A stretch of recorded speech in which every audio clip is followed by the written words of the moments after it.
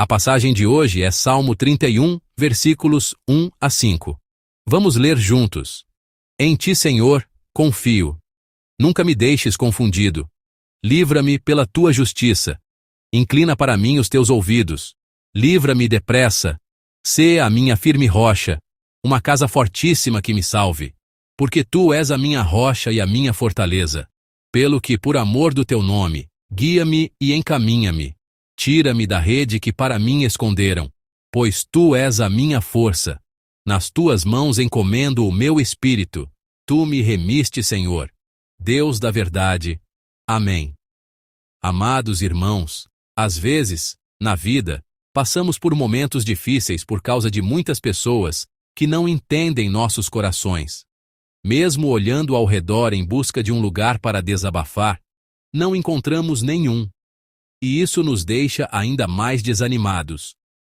Nossos corações ficam pesados com ataques e críticas inexplicáveis, e essa dificuldade nos envolve em fadiga e medo, impedindo-nos de encontrar descanso. Nesses momentos, onde vocês buscam refúgio? Nos touradas espanholas, um touro entra na arena para a luta. Dizem que o touro olha ao redor da vasta arena, procurando um lugar para descansar, um espaço seguro onde possa permanecer. Após lutar arduamente até quase se exaurir, quando está exausto e pressente a morte, ele se move para esse local, para recuperar o fôlego. E dizem que há um espaço onde ele se prepara para a batalha final, para o último esforço. Esse lugar de descanso que o touro procura é chamado de querencia, em espanhol. Querencia significa refúgio, abrigo. Se até mesmo um animal procura um refúgio em momentos difíceis, diante do perigo de morte, quanto mais as pessoas precisam de um verdadeiro refúgio. Para Davi, a querência era uma só. No versículo 1 da passagem de hoje, ele confessa: Em ti, Senhor, confio. Davi declara claramente que sua querência é: Em ti, Senhor, confio. Essa frase pode parecer que ele está fugindo de Deus, mas a confissão de Davi hoje não é uma fuga, mas uma direção. Davi recebeu a graça de Deus em inúmeras crises e experimentou a ajuda do Senhor que o livrava em cada uma delas. Por isso, quando as dificuldades surgiam, quando enfrentava problemas de relacionamento, quando as pessoas do mundo não o compreendiam naquela situação de todos os lados, a querência de Davi era somente Deus. Não era pessoas, nem bens materiais, nem poder, nem honra, mas somente Deus. A direção de Davi era correr para Deus. Ele não vacilava para outros lugares diante da crise, mas sempre se refugiava em Deus. Portanto, para Davi, orar era um espaço espiritual para encontrar Deus quando estava cansado do mundo, quando era incompreendido e oprimido pelo mundo. Ou seja, a querência espiritual de Davi era a presença de Jeová Deus. Analisando a oração de Davi no Salmo 31, versículos 1 a 5, vemos que dos versículos 1 a 3, a oração fervorosa de Davi está registrada em vários lugares. Livra-me, sê a minha firme rocha, uma casa fortíssima que me salve. Guia-me e encaminha-me. À primeira vista, parece que Deus se moveu porque Davi orou tão fervorosamente. Deus só se move quando choramos mais. Às vezes, interpretamos isso dessa forma. Se entendermos mal a súplica de Davi, podemos entender que Deus só nos ouvirá quando orarmos fervorosamente. Como se Deus não tivesse intenção de fazer isso originalmente, mas move seu coração à força através de nossas orações fervorosas. Nos livra à força e nos guia por causa de nossa súplica. No entanto, esse pensamento é muito perigoso. Somos seres que não conseguem mover nem mesmo uma pedra pesada com nossa própria força. Então, como poderíamos mover o grande Deus com nossa própria força? Não é como se pudéssemos fazer com que Deus se movesse de acordo com nossa vontade, não é mesmo? O fato de nossa oração parecer mover a Deus é apenas um dos significados da oração, e não seu papel essencial. A oração não é persuadir Deus, mudar seu coração e levá-lo à força a fazer nossa vontade. Então, por que devemos orar fervorosamente a Deus Se a oração não é mover Deus, por que devemos sair tão cedo pela manhã, suportar o frio e nos prostrarmos diante de Deus? Eu tive problemas de visão desde pequeno. Comecei a usar óculos na primeira série e não tive problemas para ver o mundo. Eu via o quadro negro, via as coisas, tudo parecia normal.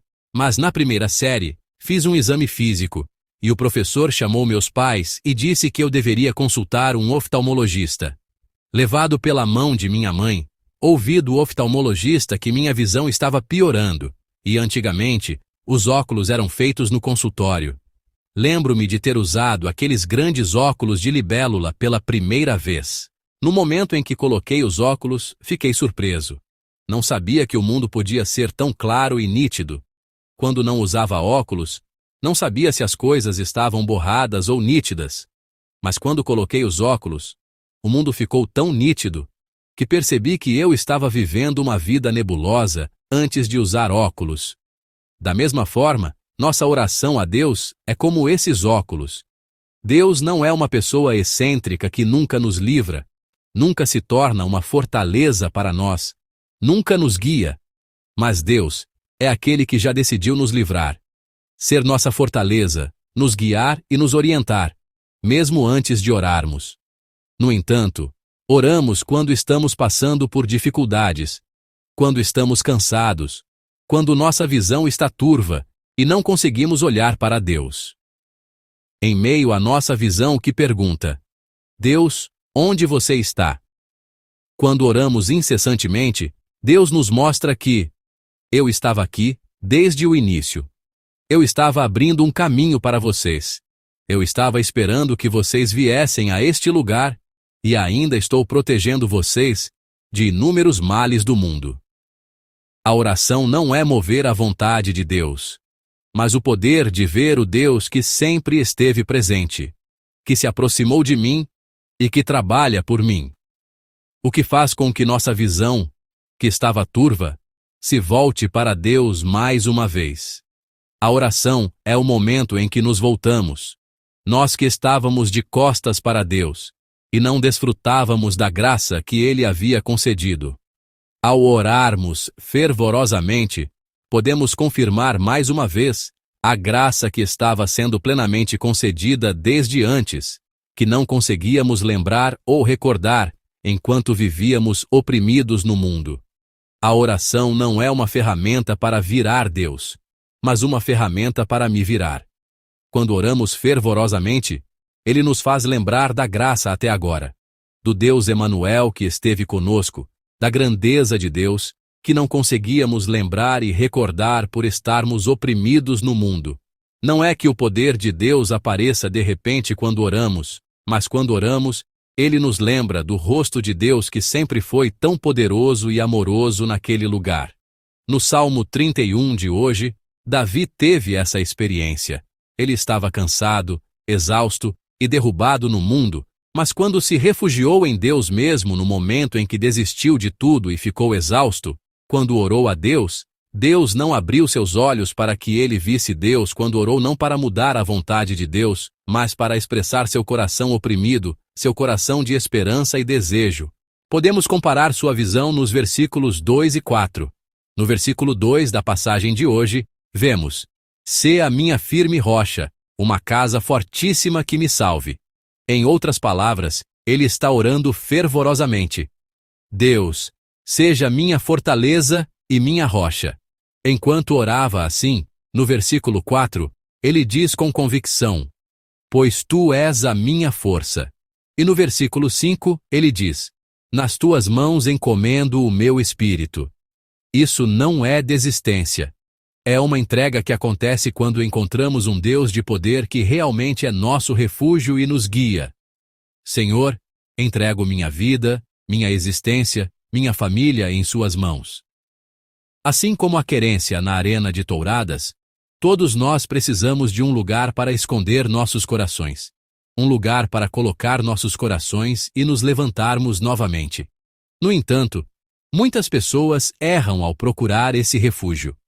Álcool, relacionamentos, vícios, jogos de azar, trabalho, fuga emocional, Essas coisas acabam deixando apenas vazio e cicatrizes. Davi diz claramente: aquele que é meu refúgio é somente um, Deus.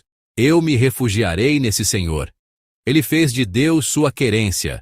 Amados irmãos, a razão pela qual estamos orando nesta manhã não é para mover Deus, é para voltar para Deus através da oração. Percebemos somente quando oramos: Deus ainda é minha rocha, Deus já era minha fortaleza, e é aquele que ainda me protege e guia minha vida. Que possamos confessar assim: Senhor, entrego minha vida a você, entrego minha existência a você, entrego meus filhos a você. Esta confissão não é desistência, será uma confissão de fé cheia de convicção. Nesta manhã, vamos voltar nossos corações para Deus. Nesta manhã, vamos refugiar nossas almas em Deus. E vamos orar silenciosamente: Senhor, eu me refugio em você. Seja meu refúgio. Ouça quando eu orar. Ilumine meus olhos e me faça descobrir o Deus da graça que você tem me dado até agora. E me faça viver uma vida de fé, onde eu entrego minha vida a você com fé. Que vocês e eu possamos experimentar um dia abençoado de fé como esse em nome do Senhor.